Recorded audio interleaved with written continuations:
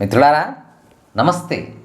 పవిత్ర ప్రణయజీవన గాథ నలదమయంతుల చరిత్రను తెలుసుకునే ప్రయత్నం చేద్దాం. ఒకానొకప్పుడు కథాకథనమునందు నిపుణుడైన సూత మహర్షి శౌనకాది మునివరులకి ఈ విధంగా చెప్పనారంభించాడు. ధర్మరాజాదులైన పాండవులు ద్రౌపదితోనూ కొద్దిమంది బ్రాహ్మణులతో కూడి రాజ్యభ్రష్టులై అరణ్యవాసము చేయుచు ద్వైతవనమును ప్రవేశించి కష్టాల పాలై ఎలాగో కాలం గడుపుతూ ఉన్నారు. అక్కడికి తమను చూడడానికొచ్చే అతిథి అభ్యాగతులను యథావిధిగా అర్చించి అప్పుడు అక్కడ లభించే కందమూలాదులచే తృప్తులను గావించుచు వారిచే ఆశీస్సులు పొందుతూ కష్టకాలంతో వెళ్ళబుచ్చుతున్నారు. ఒకనాడు భీమసేనుడు అన్నగారగు ధర్మరాజుతో దుర్యోధనాదులు చేసిన తప్పిదాలను ఉటంకించుతూ రెచ్చిపోయి మాట్లాడసాగాడు. అటువంటి భీమసేనును చూచి ధర్మరాజు అనునయ వాక్యాలతో శాంతపరుస్తున్నాడు. ఆ సమయములో మహానుభావుడైన బృహదస్సుడనే మహర్షి వారిని చూడవచ్చాడు.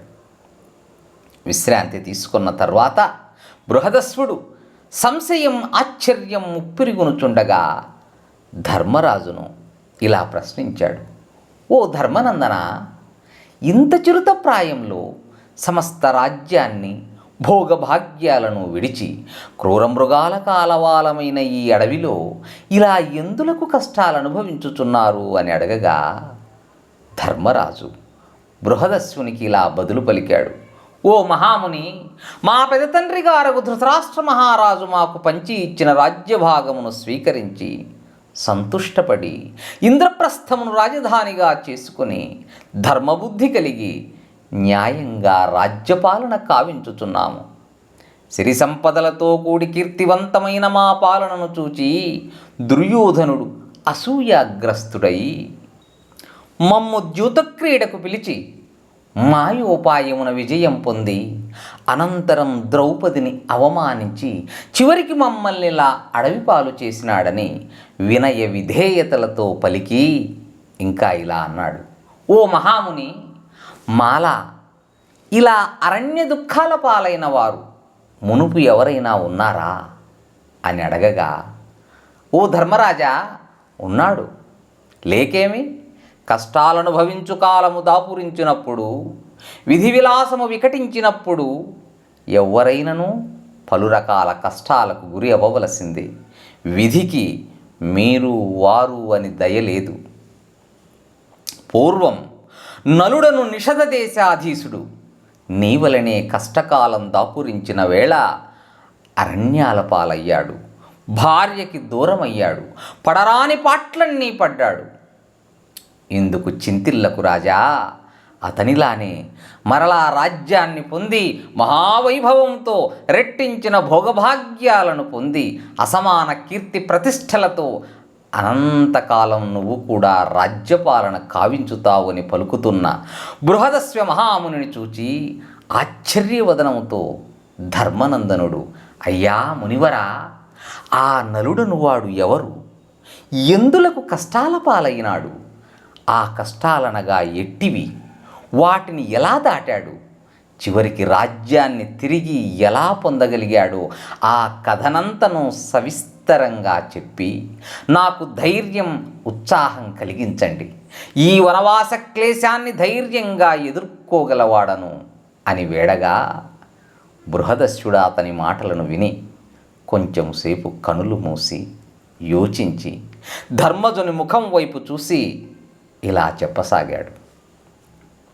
ఓ పాండవాగ్రజ, నిషధదేశపు రాజైన వీరసేన మహారాజు కుమారుడు నలుడను వాడు రాజ్యపాలన ప్రజారంజకంగా చేస్తున్నాడు. ఆ రాజు పేదసాదలయందు దయాదానగుణాలు కలిగి బ్రాహ్మణులన్నా దేవతలన్నా భక్తి కలిగి యజ్ఞయాగాదులు చేస్తూ తేజోవంతుడు, పరాక్రమ సంపన్నుడు, శత్రుభయంకరంగా ధర్మయుతంగా ఉన్నవాడై కీర్తి ప్రతిష్టలతో రాజ్యం చేస్తున్నాడు. ఆ నలమహారాజు రూపవంతుడు, యవ్వనవంతుడై సకల సంపదలు కలిగి భోగభాగ్యాలు అనుభవిస్తున్నాడు. అదే కాలంలో విదర్భ దేశానికి ప్రభువైన మంచి గుణశీలాదులతో ఒప్పుచున్న భీమరాజు ఏ సంతానము లేక దాన ధర్మాలు వ్రతాలు సంతానం కోరి చేస్తూ దమనుడు అనే మహర్షిని సేవిస్తున్నాడు. ఆ విధంగా భీమరాజు దంపతులు శ్రద్ధాభక్తులతో దమనమునిని సేవిస్తూ చివరికి ఆయన దయకు పాత్రులై ఒక కన్యను పొందారు. ఆమె దమయంతి. ఆ దమయంతి మంచి గుణాలు కలిగి దినదినాభివృద్ధి చెందుతున్న చంద్రరేఖలా విరాజిల్లుతోంది. దమయంతి బాల్యానురూపమైన ఆటపాటలతో విలసిల్లుతూ మంచి అవయవ సౌష్ఠవం కలిగి చక్కటి శుభలక్షణాలు కలిగి మందస్మిత వదనారవిందాలు కలిగిన 9 సకురాండ్రతో కూడి ఆడుతూ పాడుతూ యవ్వన దశలోకి చేరుకుంది. తల్లిదండ్రులకు సంతోషం చేకూరుస్తుండగా ఆమె యొక్క గుణశీల రూప సంపదలు కర్ణాకర్ణిగా లోకమందంతటను ప్రచారం కాజొచ్చెను.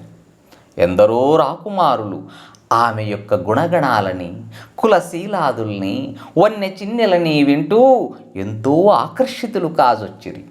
ఇదే ప్రకారంగా నలమహారాజు యొక్క స్ఫురద్రూపం, వీరశూర గుణాలు, కీర్తి ప్రతిష్టలు చందనమారుతంలా వ్యాపింపజొచ్చాయి. విరివిగా లోకంలో ప్రచారంలోకొచ్చిన దమయంతి యొక్క గుణ విశేషాలను అనేక విధాలుగా వింటున్న నలుడు ఆమె యందు ప్రేమ కలవాడయ్యాడు.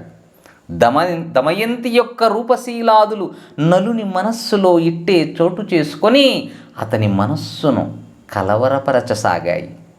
దమయంతి ఒక సౌందర్య దేవతగా, ఆరాధ్య రూప సుందరిగా, అతిలోక లావణ్య యవ్వన ప్రతిభా సమానురాలిగా నలుని మనస్సులోని కలల పంటయ్యి నలుని మనస్సుకు మరేమీ తోచని పరిస్థితి ఎదురయ్యింది. అటువంటి పరిస్థితిలో ఏదైనా వినోదం కోసం తన సుందరోద్యానంలోకి విహరణార్థంగా నలుడు వెళ్ళాడు. అంతటా అక్కడ అందంగా బారులు తీరి ఆకాశం నుంచి భూమి మీదికి దిగివచ్చి నలుడి దిగుడి బావి చెంత విలాసోల్లాసాలతో రాయంచెల గుంపు తిరుగసాగింది. ఆ మనోహర దృశ్యాన్ని తిలకిస్తున్న నలరాజు ఆశ్చర్యపడుతూ వాటిని చూసి ఆనందపడుతూ ఆ రాజహంసల వైపు పరుగు తీశాడు. ఆ హంసలు ఒక్కుమ్మడిగా అందచందాలు చిందిస్తూ ఆకాశం వైపు పరుగు తీయసాగాయి. కానీ అలా ఎగిరిపోతున్న హంసల గుంపు నుంచి ఒక హంస పారిపోతున్నట్లు తడబడుతున్న నడకలతో మందగమనముతో ఉండెను. వయ్యారపు అడుగులతో మెల్లగా వెళ్ళి ఆ రాజహంసను చల్లగా నలచక్రవర్తి చేజిక్కించుకొనెను. ఆ రాజహంసయు భయం నటిస్తూ బిత్తరగా చూస్తూ అమాయకంగా మనుష్య భాషణంతో ఇలా అంది: అయ్యా నిషధరాజా, నేను స్వచ్ఛందంగా ఆకాశంలో తిరుగాడే హంస శాబకాన్ని. నా తోడి హంసలతో ఎగరలేక బలిమి లేమింజేసి వెనకబడిపోతిని. ఇన్ని పలుకులేలా, నన్ను విడిచిపుచ్చుము. అట్లు చేసినచో నేను నీకు ప్రత్యుపకారం చేయగలదానను. నాకే కీడు చేయక నన్ను విడిచితివా?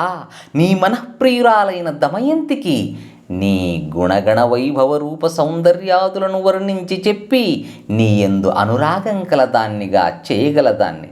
రాజా, నువ్వు విడిచిన వెంటనే విదర్భాపురానికి నే బయలుదేరుచున్నాను అనగా నలరాజు దాన్ని ఆలస్యం చేయక విడిచిపెట్టాడు.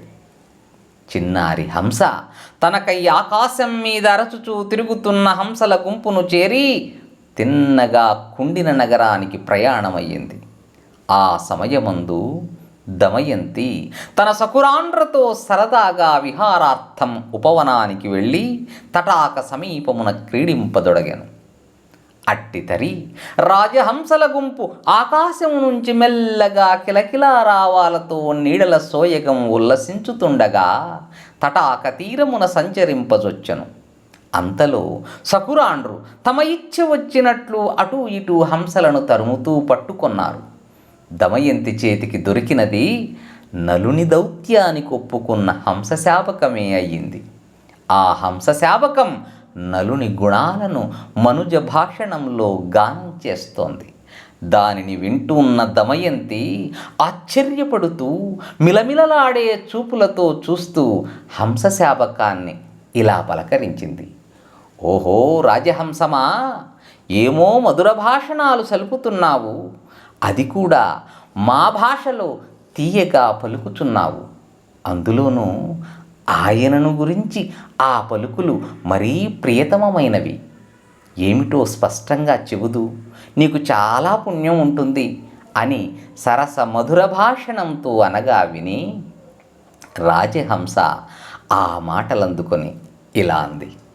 మిత్రులారా, ఏముందో తర్వాతి వీడియోలో తెలుసుకుందాం. ధన్యవాదాలు. శుభం భూయాత్. హరి ఓం తచ్చత్.